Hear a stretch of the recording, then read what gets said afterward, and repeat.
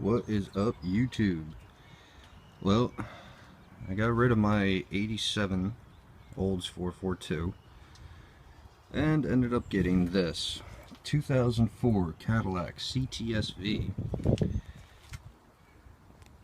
guy I bought it from did a lot of work to it.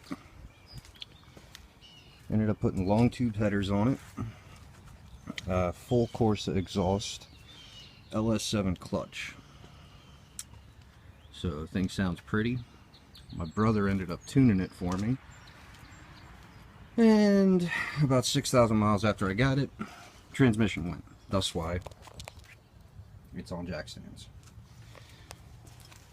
Girlfriend and I ended up spending yesterday getting the transmission out. Not as difficult as you'd think. It's a T56. All the first generation CTSVs came manual. The bitch of it is, it only works with a CTSV. You can't put a regular T56 in there. So, because they are so damn expensive and so hard to find, I ended up going with a boneyard one. Today is Easter Sunday, and the new transmission comes in Wednesday. So yesterday, got it all out, robbed all the parts I could off of it. There is the Corsa, part of the Corsa exhaust, with the high flow cats. This guy did it right. He also wrapped a lot of stuff with this heat wrap. Really helps keep down on the engine temperatures. And he even wrapped the headers too. Saved me a lot of time and effort. But back to the trans. Like I said, I ended up robbing everything off of it. Weird design too. The shifter actually sits like back here. The reason they did that is because of the way they designed the interior of it. If the shifter was up here, I'd actually be shifting inside of the dash. And you can see the fluid. Originally, they came with regular Dextron, Mercron, ATF. Well, started having issues with third and fourth gear. Synchro was grinding a little bit. I talked to one of my buddies. He told me, drain out the fluid, put synchro mesh in. Worked great for about 200 miles. Then it started giving me issues again.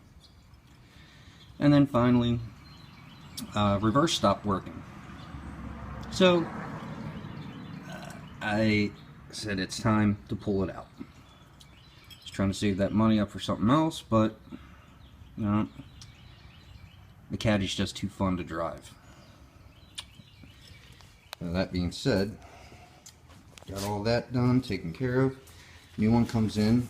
The company I talked to, which would be LKQ, told me you don't know what this new one's gonna get, so rob everything you can off your original. So that's what I did.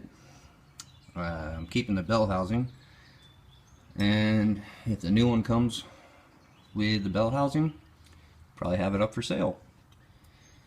Another update, talked to my machinist about my Impala, the big block I have for that. He told me about 2 more months and then this will be on the road. I have another video up of this thing running. Eventual plan for the Caddy, I'm going to put these Corvette wheels on there.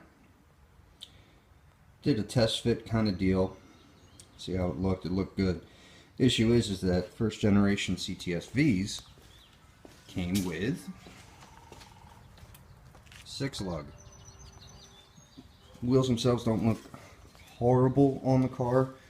Paint needs to get redone. But I think the Vet wheels would look better. Plus, you get more options with doing a 5-lug conversion as far as aftermarket wheels. 3 days after I bought the car, and I bought the car as like a birthday present to myself, 3 days after I got it, I ended up blowing up the rear.